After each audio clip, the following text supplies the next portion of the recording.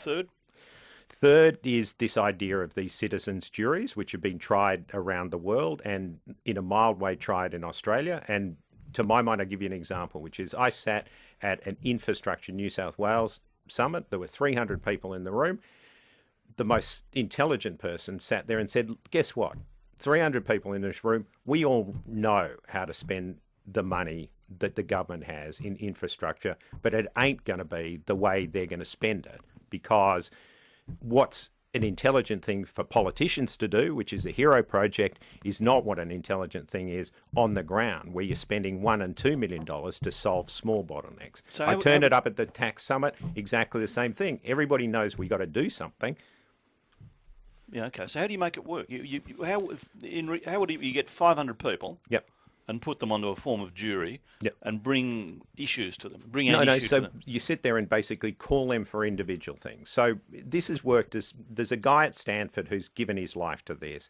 He's created a whole series of structures. To give you some idea that it does actually work, it's worked as far afield as in China, where one local council had 30 proposals for infrastructure spending, and it had money for 10. And it had a list that said, this is what we think's the most important from 1 to 30. They then threw it out to a week of these deliberating discussions to the people in the community in a jury of 500. And what the jury came back with was a completely different order.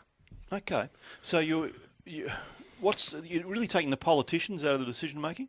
I'm trying to sit there and say, if you look at things like Kickstarter, which is the fourth idea I've got, Wikipedia, all of those things, you can have crowdsourced philanthropy, you can have crowdsourced new ideas, you can have crowdsourced investing. Why can't you have some amount of crowdsourced government? Well, I'm all in favour of taking the politicians out of it. Is that the aim of it? Partly? No, to my mind, I just have been to too many times where the structural rigidities mean that the politicians and all of the other special interest groups plead for themselves and don't sit there and actually listen to the silent majority of people who have great amount of good sense in Australia, and I want them engaged in politics. Could you think of an issue now where you would take to that sort of jury?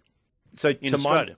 So a really good example at the moment, which a friend of mine is on, is this whole idea about what they call advanced care directives. You've seen too many times somebody going to die, knows they're going to die, and is in a situation where they don't want to be resuscitated.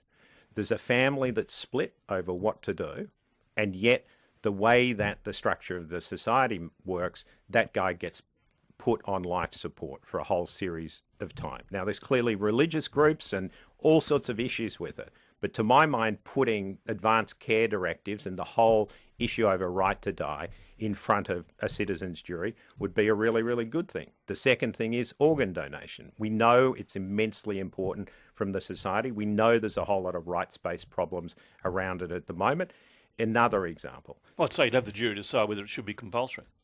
All you need, mate, is opt out, not opt in. They're not even prepared to do that. It's like, well, hold on a second. We all know this is the best thing for the society. We all know there's a tangle of interest groups that mean that somebody's putting a spoke in the wheels.